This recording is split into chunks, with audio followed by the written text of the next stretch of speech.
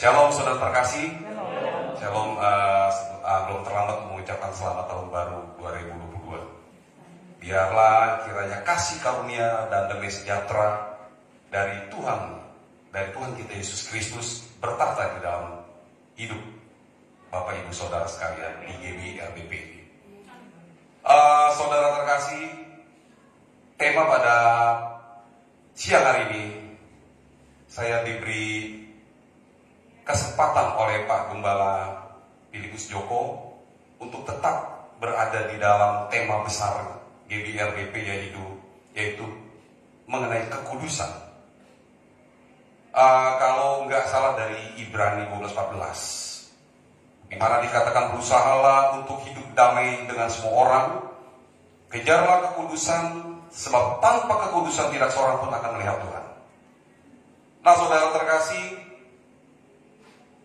sebelum kita meneruskan mendengar kebenaran firman Tuhan, saya mau mengajak saudara-saudara termasuk diri saya untuk mengambil satu sikap sebagai anak-anak Tuhan. Sikap yang dimiliki oleh seperti Abraham ketika ia berbicara kepada Tuhan. Sikap yang dimiliki oleh Daud ketika dia melihat keagungan Tuhan, saudara terkasih. Pada waktu kita mendengar kebenaran firman ini, saudara, pada waktu kita membaca firman Tuhan, dan pada waktu kita merenungkannya, saudara terkasih, biarlah kita hendaknya menyadari diri kita adalah debu yang tidak layak untuk bertanya, untuk berdiskusi mengenai kebenaran Tuhan. Hal ini tergambar, tercermin, terwujud ketika Abraham hendak berdoa bagi Sodom dan Gomora. Tuhan sudah kasih tahu bahwa dia akan hancurkan. Tetapi dengan tanda kutip Abraham merasa dia lancang. Oleh karena itu keluarlah suatu kata suatu kalimat dalam dalam kitab Kejadian. Maafkan aku ini debu. Tapi Tuhan, kalau boleh ada 50 orang bagaimana? Nah saudara, begitulah seharusnya kita memiliki sikap ketika kita membaca firman Tuhan, ketika kita mendengar firman Tuhan, ketika kita merenungkannya. Jangan kalau ada yang menusuk kita, begitu ada yang mendobrak begitu saudara kesombongan kita bilang, wah ini bukan buat saya Tuhan. Wah kayaknya harusnya nggak begini Tuhan.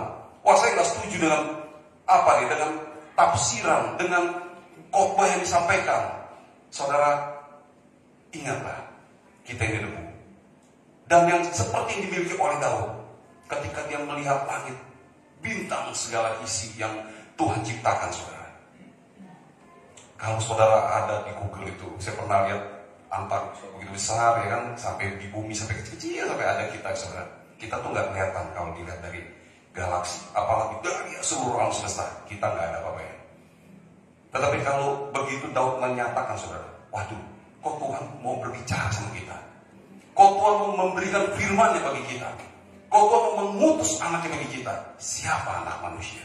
Siapa kita, saudara terkasih? Karena itu saudara, biarlah pada hari ini kita memiliki damai sejahtera, sukacita ketika kita mendengarkan firman Tuhan. Saudara, di dalam Ibrani 12:14 dikatakan di sana, berusahalah hidup damai dengan semua orang dan kejarlah kekudusan. Saudara-saudara terkasih, seolah-olah ayat ini menggambarkan gini, saudara. Damai sejahtera dan kekudusan, atau kejarlah damai, atau hidup damai, atau harmonis dengan semua orang tanpa terkecuali. Mau itu saudara kita, sahabat kita, bahkan yang lebih ekstrim, dia musuh kita, saudara. Seolah-olah kata ini berusaha untuk mengejar kekudusan. Seolah-olah sesuatu yang seperti kata benda begitu ya, suatu benda yang nyata begitu, saudara. Seolah-olah seperti kita disuruh mengejar mobil, saudara. Seolah-olah kita mengejar apa? Mengejar orang yang sudah pergi. Apakah ayat ini berbicara seperti itu, saudara? Tentu kita tahu bahwa damai sejahtera dan kekudusan, kalau kita sedikit belajar bahasa, ini kan kata benda abstrak. Kata benda yang misalnya apa ya? Sukacita. Bentuknya kayak apa? Nggak tahu. Kekudusan nggak ada bentuknya. Jadi bagaimana kita mau kejar sesuatu yang bayangan? Seolah-olah kurang lebih begitu, saudara. Dan tanpa kekudusan tidak seorang pun akan melihat Tuhan. Itulah mengapa kata ini, saudara.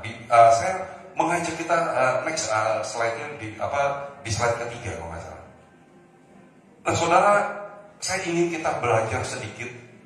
Jangan kita berpikir gini saudara, ini pelajaran ini khusus untuk orang-orang sekolah teologi, atau untuk Ibu Anfu, atau untuk Pak Philip, atau untuk para pelayan yang belajar sekolah teologi. Jangan saudara. Firman Tuhan itu, ketika kita memberitakan firman Tuhan, ketika saya diberi kesempatan untuk berkhotbah saudara ya, saya selalu berpikir begini, ini kesempatan saya untuk menggenapi amanat agung Tuhan, bahwa saya harus memuridkan, dan saya juga diajar, dan saya juga dididik, supaya saudara terkasih bisa tahu dasarnya saudara. Ketika saudara membaca firman Tuhan, saudara tahu apa sih maksud dari kita atau lembaga kita menerjemahkan kata ini menjadi berusaha dan mengejar. Nah, kata kerja di dalam kalimat atau di dalam ayat Ibrani 12 ayat 14 adalah diokete. Diokete saudara itu DI ada huruf W begitu ya. Oh itu omega itu apa? Diokete begitu saudara. Artinya mengejar di sini saudara bukan sesuatu yang dapat bisa kita kejar. Tetapi diokete itu lebih kepada begini saudara. Saudara adalah orang kudus. Saudara adalah anak-anak Allah. Tadi worship leader bilang, saudara anak-anak Allah lebih berharga daripada saudara memiliki kekayaan. Seharusnya saudara lebih bersyukur daripada saudara memiliki materi. Nah saudara, identitas anak-anak Allah, kekudusan adalah identitas anak-anak Allah saudara. Nah, karena itu kita sebenarnya sudah tahu. Kita sudah tahu apa itu kaidah yang disebut sebagai anak Allah, menjadi anak Allah, dan kaidah-kaidah yang hidup, kaidah kita untuk hidup di dalam kekudusan. Misal begini saudara, kalau saudara tahu memfitnah orang atau ngomongin orang itu adalah sesuatu yang tidak kudus saudara, sesuatu yang tidak layak, tidak pantas yang ada di dalam anak-anak Tuhan. Nah pada waktu saudara gatal gitu saudara untuk ngomong gitu saudara. Nah ketika saudara membatasi diri, ketika saudara mengganjar diri saudara, meremukkan keinginan saudara untuk ngomongin orang gitu saudara, itulah diokete. Ketika saudara hendak yang punya keinginan hasrat pornografi misalnya gitu saudara ya, ketika saudara mau melihat gitu saudara, saudara belajar untuk menolak gitu saudara. Menolak, saya nggak mau. Memang itu berat sekali saudara, berat.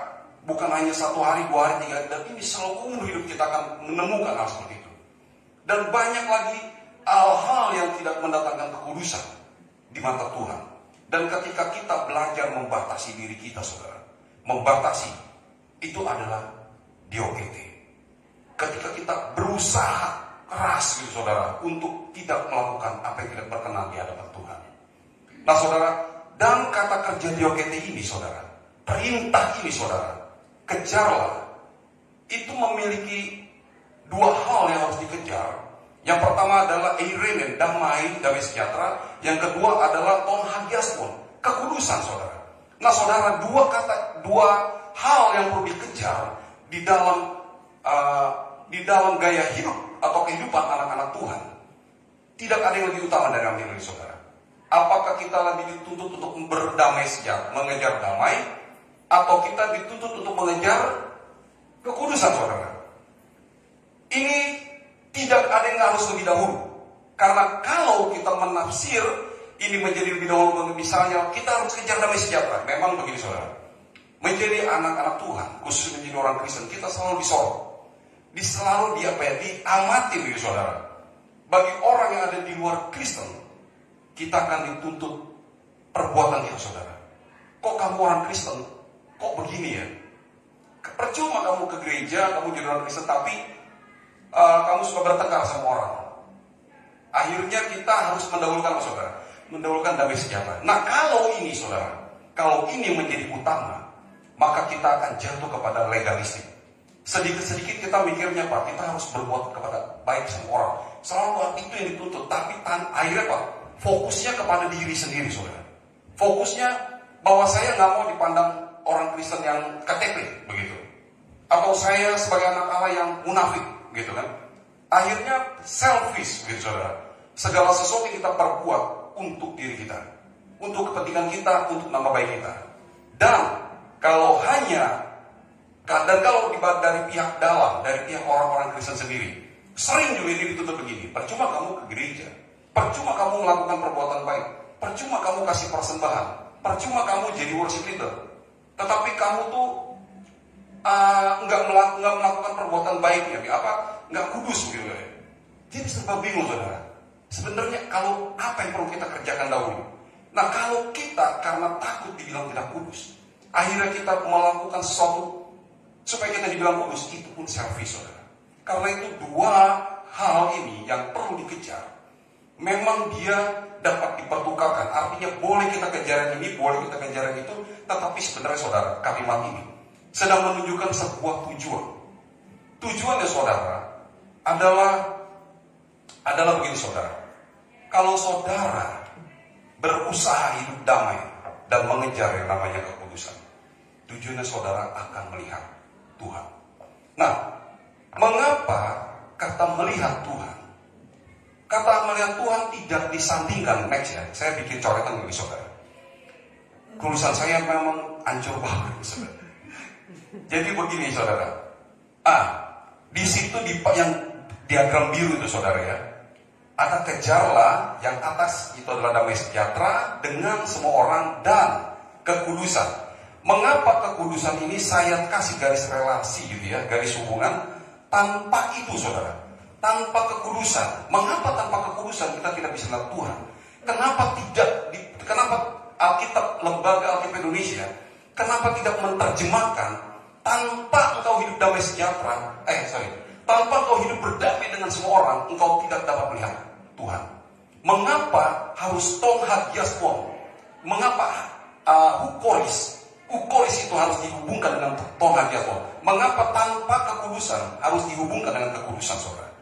Nah ini saudara, ini di dalam struktur Alkitab saudara itu saudara ya. Hukoris itu dia tidak diterjemahkan sebagai kekudusan saudara. Jadi kalau saya tulis dalam bahasa Indonesia tanpa itu saudara, tapi diterjemahkan dalam bahasa Indonesia tanpa kekudusan. Nah kalau tanpa itu bisa saja tanpa itu dan tanpa hidup berdamai. Tetapi ini tanpa kekudusan. Nah di sini saudara nanti itu ada yang namanya hukum gramatikal dalam bahasa. Nah saudara artinya saudara, kekudusan itu saudara, kekudusan itu artinya saudara ketika saudara bagi diri saudara sendiri, kekudusan adalah sebuah keadaan bahwa hidup saudara dibatasi untuk kesenangan-kesenangan atau untuk kepentingan hidup saudara. Kekudusan saudara. Tetapi damai sejahtera itu perlu diusahakan agar apa yang saudara kerjakan berdampak bagi orang lain. Contoh saudara, kalau saudara tahu yang namanya kekudusan, tetapi saudara menghina, membuli gitu saudara ya, merendahkan saudara atau sahabatnya saudara gitu ya, itu tidak tercermin saudara sedang mengejar kekudusan. Oleh karena itu selalu kekudusan di mata Tuhan. Tuhan gak bisa dibohongi dengan saudara hidup berlagak kudus. Kurang lebih gitu saudara. Tetapi Tuhan ingin ketika saudara adalah orang yang telah dipilih, telah dikuduskan, telah dibenarkan, Tuhan ingin saudara membagikan. Artinya dari sisi kita tahu bahwa orang kudus, kita anak Tuhan adalah, maaf katanya saudara, kita adalah budak. Kita tidak perlu meninggikan sebagaimana Kristus tidak meninggikan dirinya. Tetapi kita berusaha hidup saudara, berusaha bekerja melakukan pelayanan kita untuk mengejar damai, kepentingan dengan orang lain, kepentingan orang lain saudara. Dan pesan ini saudara, dan pesan ini bukan pesan bagi kita saja. Saudara, bagaimana menciptakan kerukunan, harmonis, damai sejahtera dengan semua orang? Jika kita tidak melihat Ibrani 12 ayat 14 ini sebagai pesan penginjilan, pesan universal, artinya kita juga mengajak. Kata perintah bukan hanya ditujukan oleh penulis kitab Ibrani bagi kita, tetapi juga kita disuruh menyampaikan kembali kepada mereka supaya mereka hidup mengutamakan orang lain, sehingga terjadi sinergi saudara ya, hubungan timbal balik. Jadi saya akan begini sama engkau, dan saya berharap saudara juga begini terhadap kita, bahkan terhadap sesama kita, bahkan terhadap orang lain. Nah, jadi karena itu saudara, sangat baik saudara, Ibrani 12:14 ini. Jadi di satu sisi, perintah ini datang untuk kita yang ada di GBI-RDP. Tetapi setelah kita tahu untuk apa, oleh karena itu pesan penginjilan di dalam Ibrani 12:14 ini sangat kental saudara. Artinya saudara pun pergi keluar untuk memberitakan kembali bagaimana supaya keharmonisan, kerukunan, damai sejahtera itu terjadi di dunia ini ketika kita memberitakan Injil, nilai-nilai kebenaran kerajaan surga. Dan saudara, hidup kudus saudara, bagi kita orang Kristen, hidup kudus itu bukan kita lari saudara, lari bersembunyi, membiara atau hidup membiara. Wah, saya demi kekudusan saya nggak mau ada di sini, saya mau lari aja, saya mau menyempit begitu saudara. Nah, kalau begitu perintahnya tidak ada berusaha untuk hidup damai dengan semua orang. Ibrani ditulis kepada kita saudara, bagi kita hari pesannya bagi kita hari ini, saudara justru membawa kehidupan yang membiara keluar. Sekalipun saudara ada di tengah-tengah lingkungan yang rusak tanda kutip, saudara tetap menegakkan nilai-nilai kebenaran kerajaan surga. Dan saudara bukan selfish, bukan fokus atau egois supaya saya kudus, saya nggak mau menyentuh sesuatu yang haram, kurang lebih saudara.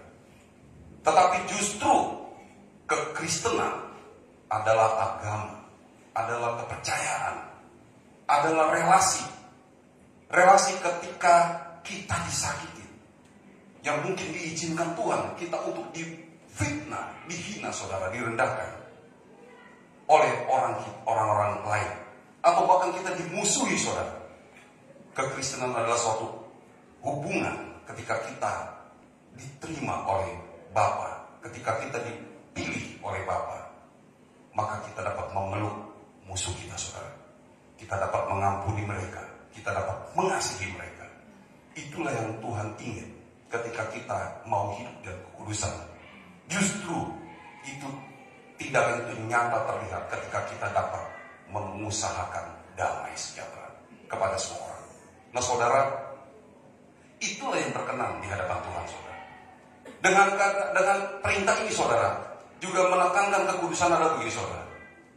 Kalau saudara tahu hidup kudus itu seperti apa. Ibrani di akhir dari pasal di pasal 12 ini saudara, di tengah atau di akhir ini, penulis berarti Ibrani mengatakan ini saudara, jangan kita memiliki nafsu yang rendah seperti Esau. Saudara, hidup dalam kekudusan bukan bagi kita orang Kristen, bukan supaya kita masuk surga saudara, bukan syarat supaya kita masuk surga, atau ketika kita mengusahakan hidup damai dengan orang lain, bukan syarat supaya kita masuk surga dan kita memiliki pahala mengumpulkan deposito di surga, bukan saudara. Kehidupan orang percaya yang memegang nilai-nilai kekudusan saudara adalah kita diingatkan seolah-olah saudara ya, seolah-olah hidup kudus dan hidup berdamai dengan semua orang, berdampingan dengan semua orang, seolah-olah adalah sebuah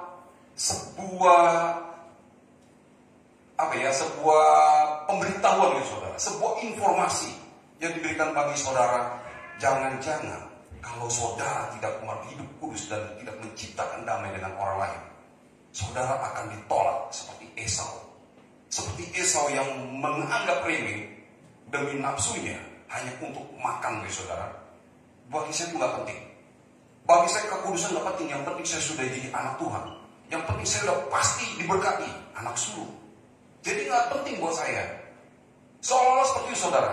Memang ada pemahaman kekristenan seperti itu saudara. Gak apa-apa kita berbuat dosa, toh kita sudah di dalam kasih karunia. Nah, gak apa-apa kita bahkan sadis nih saudara. Gak apa-apa kita berzina 10 sekali gitu. Ya kita sudah ditebus katanya. Waduh, ini rusak sekali saudara. Nah, emang ada pandangan seperti ini saudara. Hati-hati sekali saudara. Ibrani dalam pesan yang kudus saudara, dia berkata ini sangat keras. Bukan berarti kita gak bisa surga saudara ya. Anggaplah seolah-olah jika kita tidak hidup seperti ini, saudara, kita ditolak oleh Tuhan. Ketika kita mencarinya kembali dengan mencucurkan air mata pun, orang bilang mau nangis darah pun, Esau tidak pernah mendapatkan kembali. Nah saudara, anggaplah ini cara hidup ini, saudara, yang kita miliki. Anggaplah ini sebagai sebuah peringatan. Nah, saya baru dapatkan ini, bukan perintah atau bukan informasi, sebuah peringatan, saudara. Sebuah peringatan bagi kita bahwa saudara, mulailah saudara mengusahakan hidup damai sejahtera dan mengajak orang untuk hidup damai dan rukun harmonis dengan sesama. Sehingga dengan demikian kita dapat menunjukkan kekudusan hidup kita. Nah saudara, hal ini paralel dengan Mazmur 24 ayat 3. Dikatakan di Mazmur 24 ayat 3 adalah, siapa yang boleh naik ke atas gunung Tuhan? Siapa yang boleh berdiri di tempatnya yang kudus? Saudara, saya cuma mau kasih tahu begini, saudara. Ketika Daud menulis Mazmur 24 ayat 3 ini, saudara terkasih, Daud bukan sedang bertanya retorik, bukan bertanya retorika. Daud hanya bertanya retorika. Dia bukan bertanya sesuatu yang dia nggak tahu. Soalnya dia cuma nanya begini, ada satu gunung, ada satu tempat yang kudus, di mana Tuhan berdiam di situ. Dan Daud cuma mandangin ketika dia mengembalakan domba, gitu saudara. Dia cuma liatin gunung itu, dan dia cuma berpikir, siapa yang bisa naik ke situ? Saudara, di ayat 24, Mazmur 24 ayat 3, saudara. Di selanjutnya di ayat 4, Daud sangat tahu. Oleh karena itu ayat 24, pasal 24 ayat 3 ini adalah pertanyaan retorika. Retorika begini, saudara. Retorika itu bukan pertanyaan yang membutuhkan jawaban. Misalnya begini, saudara ya. Kita di GBRDP, siapa yang mau melayani Tuhan? Kan udah ada pelayan nih, saudara. Sudah ada drummer, sudah ada keyboardis, ada gitaris, ada bassis, ada WL. Tapi ketika Ibu Anko bertanya, siapa yang mau melayani buat Tuhan? Ketika Daud bertanya, siapa yang mau naik, yang boleh naik ke gunung Tuhan? Dia bukan lagi tanya, siapa yang bisa? Siapa yang mampu? Enggak, saudara. Daud langsung berkata, dia yang bersih tangannya, yang murni hatinya, dia yang boleh naik ke atas gunung Tuhan. Artinya begini, saudara. Kalau kita klik next ya langsung. Saya mencoba menampilkan beberapa terjemahan gitu, saudara, dari kata Migela dengan Umi Yakub. Jadi siapa yang naik, siapa yang boleh berdiri? Yang siapa yang whose will ascend, who may ascend, who shall ascend. Nah, di dalam ESV diterjemahkan who shall ascend, the hill of the Lord, and who shall stand in his holy place. Tetapi NIV terjemahkan who may ascend the mountain of the Lord, and who may stand in his holy place. Shall and may semua sifatnya, tensisnya, waktunya menunjukkan sesuatu yang belum terjadi. Dia akan, saudara. Dia akan. Siapa yang akan naik? Nah, siapa yang akan naik ini bukan kita terjemahkan sebagai sebaiknya. Kalau kita lihat ESV, saudara ya. Kalau kita lihat English Standard Version, siapa yang sebaiknya boleh naik? Siapa yang sebaiknya naik ke gunung Tuhan? Siapa yang sebaiknya berdiri di tempatnya yang kudus? Tetapi di dalam NIV, siapa yang boleh, siapa yang mungkin, siapa yang dapat, siapa yang semoga, siapa yang barangkali, siapa yang diharapkan dapat naik. Saudara, kalau kita membaca ini, saudara, ini bukan berarti siapapun dapat masuk ke dalam surga. Siapapun punya kemampuan dengan kehendaknya sendiri dapat menghampiri Tuhan yang Maha Kudus. Siapapun yang punya keinginan, kemampuan untuk datang ke tempatnya yang kudus, maka mereka layak. Tidak, saudara. Siapa ini, saudara, yang kita hadapi ini, saudara? Di pasal 24 ayat yang pertama, yang akan berhadapan di tempatnya yang kudus, yang akan berhadapan di gunungnya yang kudus. Dia yang akan berhadapan dengan Tuhan yang mempunyai langit dan bumi. Artinya, saudara, orang yang tidak bersih hatinya, yang tidak bersih tangannya, tidak layak untuk datang di tempatnya yang kudus. Saudara terkasih, jika kita merenungkan tema besar dari GBRDP RDP mengenai kejarlah kekudusan dan berusaha hidup damai, saudara. Hal ini sangat cocok dengan apa yang direnungkan oleh pemazmur Raja Daud, saudara. Jadi saudara yang terkasih, kata yang paling tepat, bahasa Indonesia, Alkitab Indonesia itu tepat ketika dia menerjemahkan, siapakah yang boleh naik ke atas gunung Tuhan? Dan siapakah yang boleh berdiri di tempat kudusnya? Saya setuju dengan kata boleh, artinya siapa yang diperbolehkan, yang diberi izin, yang diberi perkenan Tuhan untuk datang ke gunungnya, untuk berdiri di tempat yang kudus, saudara.